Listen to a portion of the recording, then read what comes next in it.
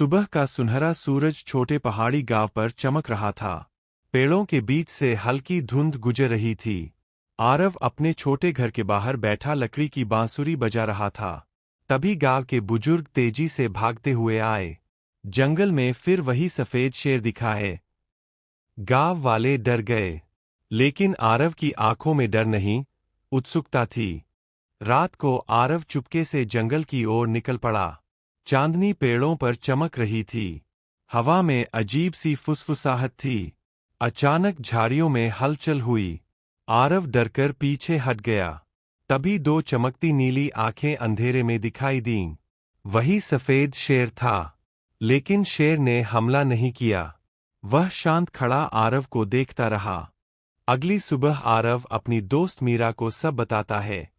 मीरा पहले विश्वास नहीं करती, लेकिन जब आरव उसे जंगल में ले जाता है तो उन्हें जमीन पर विशाल पंजों के निशान दिखाई देते हैं। मीरा धीरे से बोली, ये कोई साधारण जानवर नहीं है। घायल शेर। जंगल के अंदर गहरी गुफा में दोनों बच्चों को सफेद शेर घायल हालत में पड़ा मिलता है। उसके पैर में शिकारी का लोहे का जाल फंसा था। शेर दर्द में था, लेकिन उसने बच्चों पर हमला नहीं किया। आरव धीरे धीरे आगे बढ़ा और जाल खोलने लगा। मीरा डरते हुए आसपास निगरानी कर रही थी। शिकारी का हमला। अचानक बाहर से बंदूक की आवाज आई। शिकारी गुफा तक पहुंच चुका था। उसकी आंखों में लालच था। ये शेर करोड़ों में बिकेगा।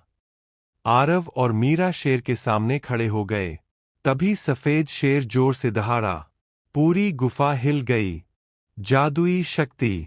शेर की दहाड़ के साथ उसकी गर्दन की सुनहरी चमक तेज होने लगी। अचानक पूरी गुफा नीली रोशनी से भर गई। पेड़ हिलने लगे। हवा तूफान जैसी चलने लगी। शिकारी डरकर भाग गया। मीरा हैरानी से बोली, ये जंगल का रक्षक है। जंगल का रहस्य। शेर बच्चों को जंगल के अंदर एक छिपी हुई जगह पर ले गया।